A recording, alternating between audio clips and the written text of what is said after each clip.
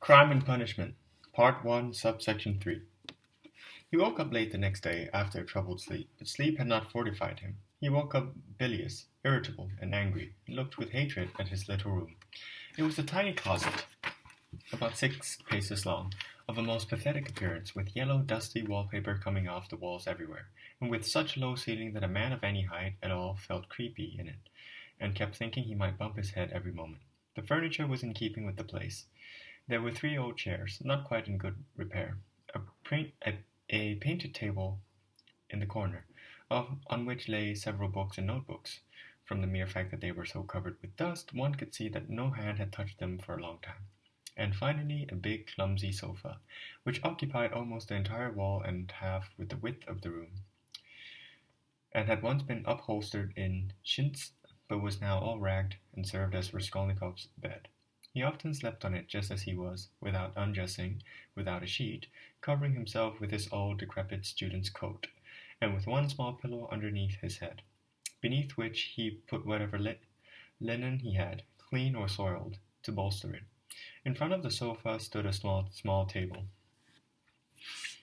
To become more degraded and slovenly would have been difficult, but Raskolnikov even enjoyed it in his present state of mind. He had decidedly withdrawn from everyone, like a turtle into its shell, and even the face of the maid who had the task of serving him, and who peeked into his room occasionally, drove him to bile and convulsions. This happens with certain monomaniacs, when they concentrate too long on some one thing. It was 2 weeks since his landlady had stopped sending food up to him, but it had not yet occurred to him to go and have a talk with her, though he was left without dinner.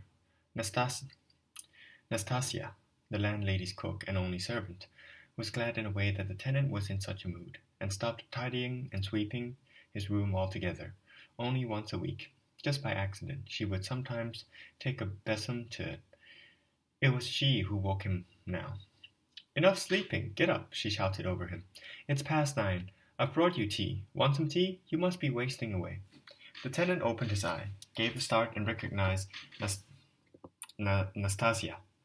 "Is this the landlady's tea, or what?" he asked, slowly, and with a pained look, raising himself a little on the sofa. "The landlady's? Ha!" She placed in front of him her own cracked teapot, full of reused tea, and 2 yellow lumps of sugar. "Here, Nastasia, please take this," he said, feeling in his pocket. He had slept in his clothes, and pulling out a handful of copper coins. "And go and buy me a roll, a bit of sausage, too, whatever's cheapest, at the pork butcher's." "I'll bring you a roll this minute, but you don't want some cabbage soup instead of the sausage? It's good cabbage soup, made yesterday. I saved some for you yesterday, but you came back late. Good cabbage soup." Once the soup was brought and he had begun on it, Nastasia sat down beside him on the sofa and started chattering. She was a village woman, and a very chattery one. "And so Praskovya Pavlovna wants to make a complaint against you with the police," she said. He winced deeply. "With the police? What does she want?" "You don't pay her money and you won't vacate the room. What do you think she wants?" "Ah, the devil, that's all I need," he muttered, grinding his teeth. "No, it's just the wrong time for that, now. She's a fool," he added aloud. "I'll stop and have a talk with her today. A fool she may be, the same as I am. And aren't you a smarty lying around like a sack and no good to nobody? You say you used to go and teach children before, so why don't you do anything now?" "I do something," Raskolnikov said, reluctantly and sternly. "What do you do?" "Work." "Which work?" "I think," he replied seriously, after a pause. Nastasia simply dissolved into laughter. She was the sort much given to laughter, and when something made her laugh she laughed inaudibly, heaving and shaking her whole body, until she made herself sick. "And a fat lot of money you've thought up, eh?" she was finally able to say. "One can't teach children without boots. Anyway, I spit on it." "Don't go spitting in the well. They pay small change for children. What can one do with kopecks?" he went on reluctantly, as if answering his own thoughts. "And you'd like a whole fortune at once." He gave her a strange look. "Yes, a whole fortune," he said firmly, after a pause. Hey, take it easy. Don't scare a body. I'm scared as it is. Shall I get you a roll? If you want. Ah, I forgot. A letter came for you yesterday while you were out. A letter? For me? From whom? I don't know from whom. I gave the mailman my own 3 kopecks. Will you pay me back? But bring it here, for God's sake, bring it here, Raskolnikov cried, all excited. Oh, Lord! The letter appeared in a moment. Sure enough, it was from his mother, from R. province. He even turned pale as he took it. It was long since he had received any letters, but now something else, too, suddenly wrung his heart. Leave, Nastasia, for God's sake. Here are your 3 kopecks, only for God's sake. Leave quickly. The letter trembled in his hands. He did not want to open it in front of her. He wished to be left alone with this letter. When Nastasia had gone, he quickly brought it to his lips and kissed it. Then for a long time he gazed at the handwriting of the address, familiar and dear to him, the small and slanted handwriting of his mother, who had once taught him to read and write. He lingered. He even seemed afraid of something. Finally he opened it. It was a big, thick letter, almost an ounce in weight. 2 big sheets of stationery covered with very small script. My dear Rodya, his mother wrote, it is over 2 months now since I've spoken with you in writing, and I myself have suffered from it, and even spent some sleepless nights thinking. But you surely will not blame me for this unwilling silence of mine. You know how I love you. You are all we have, Dunya and I. You are everything for us, all our hope and our trust. What I felt when I learned that you had left the university several months ago because you had no way of supporting yourself, and that your lessons and other means had come to an end. How could I help you, with my pension of 120 rubles a year? The 15 rubles I sent you 4 months ago I borrowed, as you know yourself, on the security of that same pension, from our local merchant, Afanasy Ivanovitch Bakrushin. He is a kind man and used to be your father's friend, but, having given him the right to receive my pension from me, I had to wait until the debt was repaid, which has happened only now, so that all this while I could not send you anything. But now, thank God, I can send you more, and generally now we can even boast of our good fortune, of which I hasten to inform you. And first of all, guess what, dear Rodya, your sister has been living with me for a month and a half already, and in the future we shall not part again. Thanks be to God. Thanks be to God. Her torments are over, but I will tell you everything in order, so that you will know how it all was, and what we have been concealing from you until now. When you wrote me 2 months ago that you had heard from someone that Dunya was suffering much from rudeness in and Mr. When you wrote me 2 months ago and you had heard from someone that Dunya was suffering much from rudeness in Mr. and Mrs. Svidrigailov's house, and asked me for precise explanations, what could I then write to you in reply? If I had written you the whole truth, you might have dropped everything and come to us, on foot if you had to, because I know your character and your feelings, and that you would brook no offense to your sister. And I was in despair myself, but what was one to do? I myself did not know the whole truth then, and the greatest difficulty was that when Duncheka entered their home last year as a governess, she took a whole 100 rubles in advance, against monthly deductions from her salary, and therefore could not even leave her position without paying back the debt. And this sum, I can now explain everything to you, my precious Raja, she took mainly in order to send you 60 rubles, which you needed so much then, and which you received from us last year. We deceived you then. We wrote that it was from previous money Duneshka had saved, but that was not so. And now I am telling you the whole truth, because now everyone, by God's will, has suddenly changed for the better, and so that you will know how Dunya loves you and what a precious heart she has. Indeed, Mr. Svidrigailov treated her very rudely at first and gave her all sorts of discourtesy and mockery at table, but I do not want to go into all these painful details, so as not to trouble you for nothing, now that it is all over. In short, despite good and noble treatment from Marfa Petrovna, Mr. Svidrigailov's wife, and all the rest of the household, it was very hard for Duneshka, especially when Mr. Svidrigailov, from his old regimental habit, was under the influence of Bakus. And how did it finally turn out? Imagine! This madcap had long since conceived a passion for Dunya, but kept hiding it behind the appearance of rudeness and contempt for her. Perhaps he was ashamed and horrified himself, seeing that he was not so young any more, and that the father of a family, while having such frivolous hopes, and was therefore angry with Dunya involuntarily. Or perhaps by his mockery and the rudeness of his treatment he simply wanted to cover up the truth from everyone else. But in the end he could not restrain himself and dared to make Dunya a vile and explicit proposition, promising her various rewards, above all that he would abandon everything and go with her to another village, or perhaps abroad. You can imagine how she suffered. To leave her position at once was impossible, not only because of the money she owed, but also to spare Marfa Petrovna, who might suddenly have formed suspicions, and it would have meant sowing discord in the family. And for Duneshka, too, it would have been a great scandal. That was unavoidable. There was also many other reasons, so that Dunya could not hope to escape from that terrible house for another 6 weeks. Of course, you know Dunya. You know how intelligent she is, and what a firm character she has. Duneshka can endure much, and even in the most extreme situations, she can find enough magnanimity in herself so as to not lose her firmness. She did not write about everything even to me, so as not to upset me, though we exchanged news frequently. The denouement came unexpectedly. Marfa Petrovna chanced to overhear her husband pleading with Dunya in the garden, and, misinterpreting everything, laid the whole blame on Dunya, thinking she was the cause of it all. There was a terrible scene between them, right there in the garden.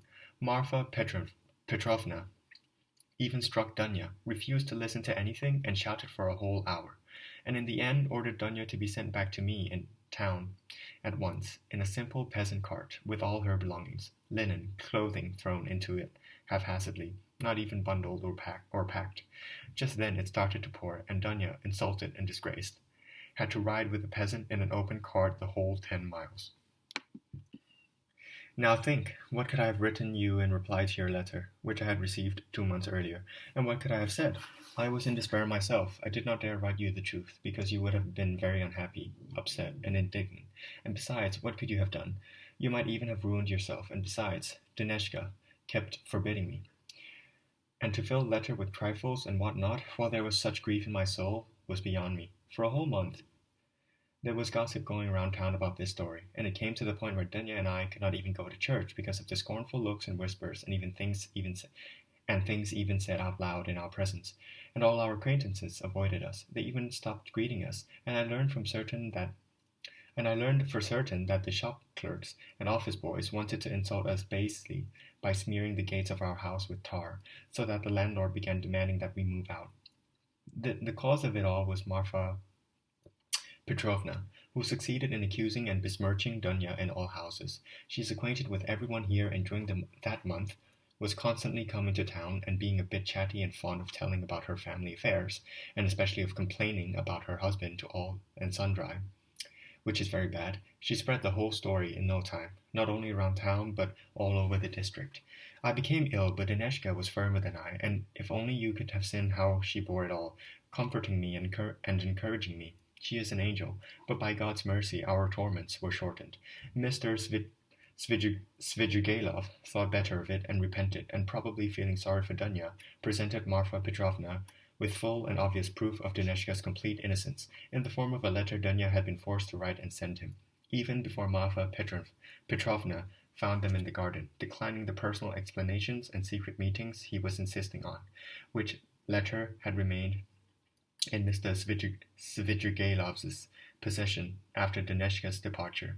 In this letter she reproached him in the most ardent manner, and with the fullest indignation, precisely for his ignoble behavior with respect to Marfa Petrovna, reminding him that he was a father and a family man, and, finally, that it was vile on his part to torment and make unhappy a girl who was already unhappy and defenseless as it was.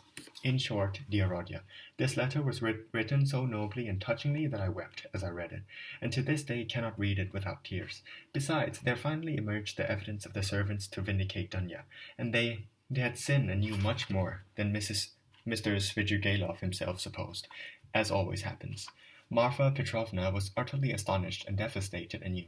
as she herself confessed to us, but at the same time she became fully convinced of Dineshka's innocence, and the very next day, a Sunday, she went straight to the cathedral, knelt down, and prayed in tears to our Sovereign Lady for the strength to endure this new trial and fulfill her duty. Then she came straight from the cathedral to us, without stopping anywhere, told us everything, wept bitterly, and in full repentance embraced Dunya, imploring her forgiveness. That same morning, without the slightest delay, she went straight from us to every house in town, and restored Dineshka's innocence and the nobility of her feelings and behavior everywhere, in terms most flattering to Dineshka, shedding tears all the while. Moreover, she showed everyone the letter Dineshka had written with her own hand to Mr. Svidrigailov, read it aloud, and even let it be copied, which I think was really unnecessary. Thus, she had to go around for several days in a row visiting everyone in town, because some were offended that others had been shown preference, and thus turns were arranged, so that she was expected at each house beforehand, and everyone knew that on such and such a day Marfa Petrovna would read the letter in such and such a house. And for each reading, people gathered who had heard the letter several times already, in their own homes and in their friends as well. It is my opinion that much, very much of this was unnecessary, but this is Marfa Petrovna's character. In any case, she fully restored Dineshka's honor, and all the vileness of the affair lay as an indelible disgrace on her husband as the chief culprit, so that I am even very sorry for him. The madcap was dealt with all too harshly. Dunya was immediately invited to give lessons in several houses, but she refused. Generally, everyone suddenly began treating her with particular respect. All of this contributed greatly towards the unexpected occasion by means of which our whole fate, one might say, is now changing. You know, dear Rodya, that a suitor had asked to marry Dunya, and that she has already had time to give her consent, of which I hasten to inform you as quickly as possible. And although this matter got done without your advice, you will probably not bear any grudge against me or your sister, for you will see from the matter itself that it was impossible to wait and delay until we received your answer. And you couldn't have discussed everything in detail without being here yourself. This is how it happened. He is already a court councillor, Pyotr Petrovich Luzin, and a distant relation of Marfa Petrovna, who contributed much to all this.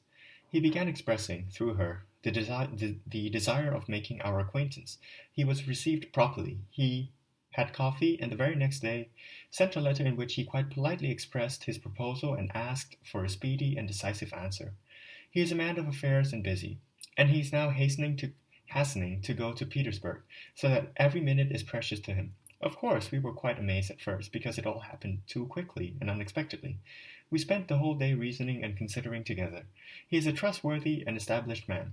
He serves in 2 posts, and already has his own capital.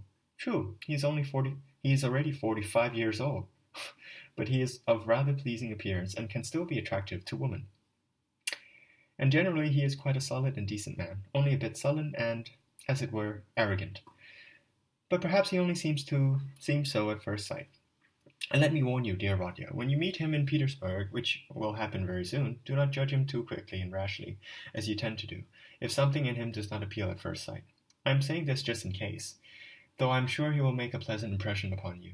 And besides, if one wants to know any man well, one must consider him gradually and carefully, so as not to fall into error and prejudice, which are very difficult to correct and smooth out later.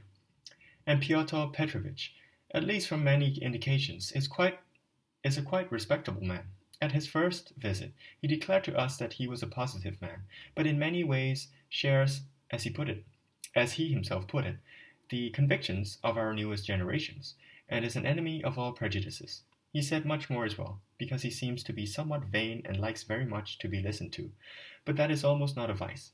I, of course, understood little, but Dunya explained to me that, though he is a man of small education, he is intelligent and seems to be kind. You know your sister's character, Rodya. She is a firm, reasonable, patient, and magnanimous girl, though she has an ardent heart, as I have come to know very well. Of course, there is no special love either on her side or on his, but Dunya, besides being an intelligent girl, is at the same time a noble being, like an angel, and will regard it as her duty to ensure the happiness of her husband, who in turn would be looking out for her happiness. And this last point, so far, we have no great reason to doubt, though one must admit that the matter has been done a bit too quickly. Besides, he is a very calculating man, and, of course, will see for himself that the happier Dineshka is with him, the more his own marital happiness will be assured. As for some unevenness of character, some old habits, perhaps some differences of thinking, which cannot be avoided even in the happiest marriages, Dineshka has told me in this respect she trusts to herself, that there is nothing here to worry about, and that she can endure much, provided their further relations are honest and just. At first, for example, he seemed somewhat abrupt to me, but that could be precisely for the result of his being a straightforward man, and so it must be.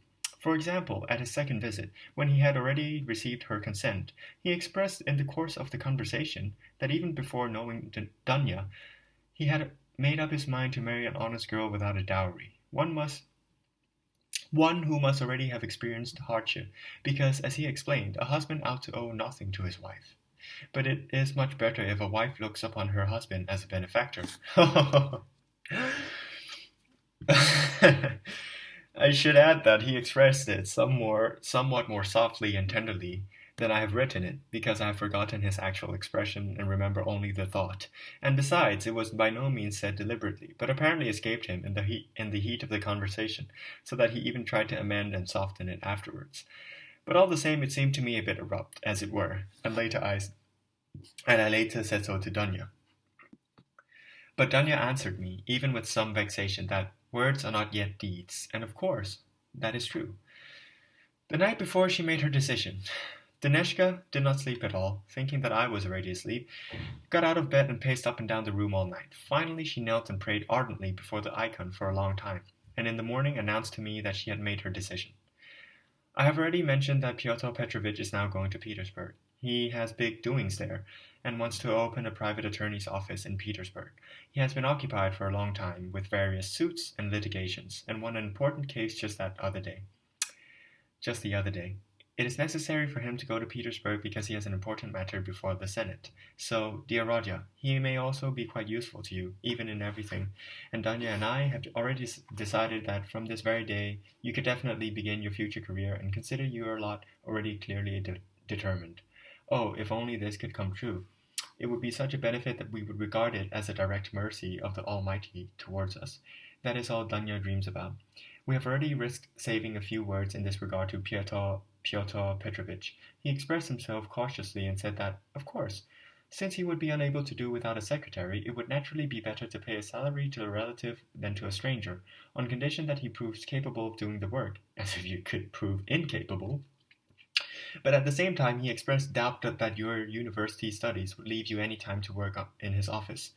For the time being, we left it at that. But Danya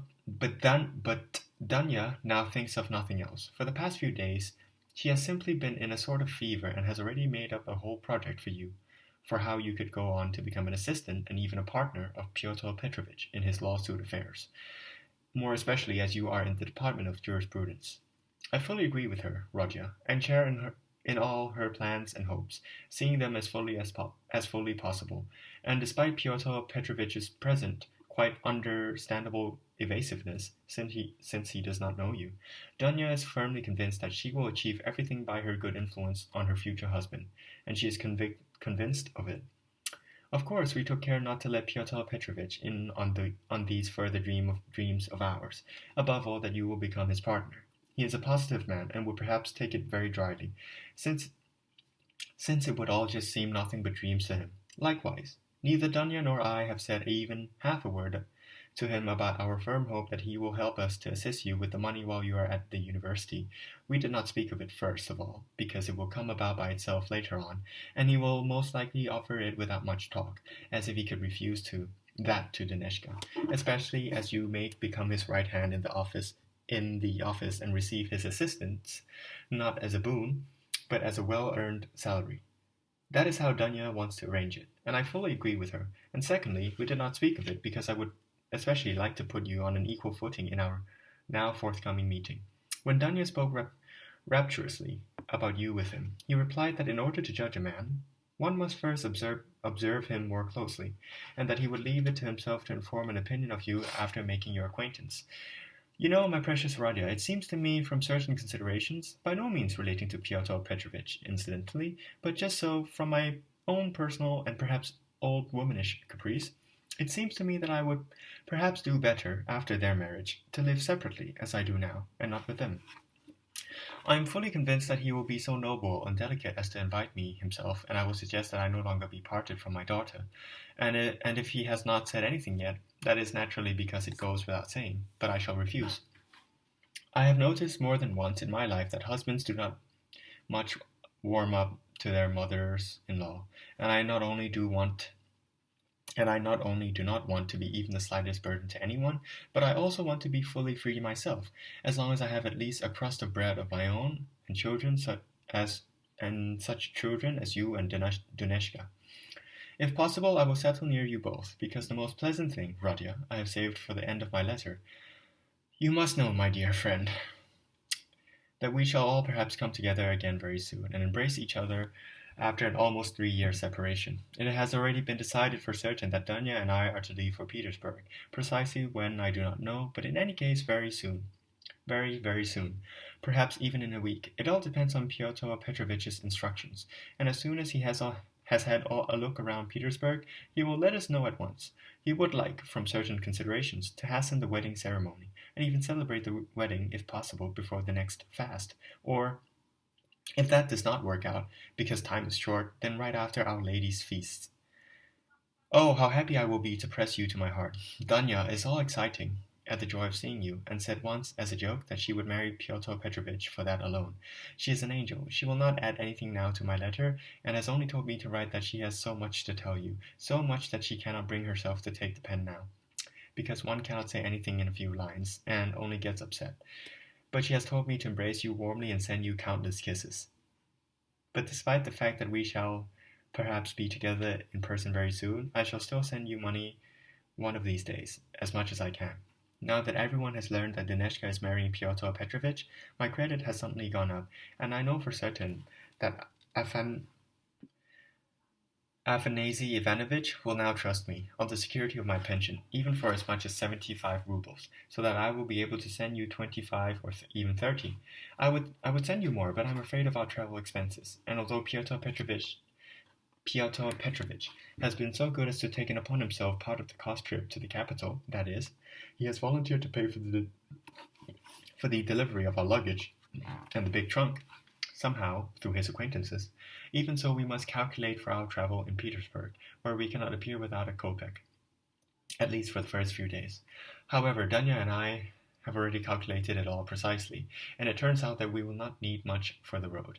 It is only 60 miles from here to the railway, and we've already made arrangements ahead of time with a peasant driver we know, and there Duneshka and I will be quite satisfied to travel third class, so that perhaps I can contrive to send you not 25 but certainly 30 rubles. But enough. I've covered 2 sheets with writing. There is not even space left. Our whole story, but so many events had accumulated. And now, my precious Raja, I embrace you until we meet soon, and I give you my maternal blessing. Love your sister, Dunya. Radia. Love her as she loves you, and know that she loves you boundlessly, more than herself. She is an angel, and you, Radia, you are everything for us, all our hope, and all our trust. If only you are happy, then we shall be happy. Do you pray to God, Radia, as you used to, and do you believe in the goodness of our Creator and Redeemer? I fear in my heart that you have been visited by the fashionable new unbelief. If so, I pray for you. Remember, my dear, in your childhood, when your father was alive, how you prattled out of your prayers sitting on my knee, and how happy we all were then. Goodbye, or better, till we meet again. I embrace you very, very warmly, and send you countless kisses. Yours till death, Pulcheria Raskolnikov. Almost all the while he was reading, from the very beginning of the letter, Raskolnikov's face was wet with tears, but when he finished, it was pale, twisted convulsively, and a heavy bilious, B-I-L-I-O-U-S, spiteful smile wandered over his lips. He laid his head on his skinny, bedraggled pillow and thought for a long time. His heart was beating violently, and the thoughts surged violently. Finally, he felt so stifled and cramped in that yellow closet, which more resembled a cupboard or trunk. His eyes and mind craved space. He grabbed his hat and went outside, this time with no fear of meeting anyone on the stairs. He forgot all about it. He made his way towards Vasilevsky Island along the Prospect, as though hurrying there on business. But as usual, he walked without noticing where he was going, whispering and even talking aloud to himself, to the surprise of passers-by. Many took him for drunk.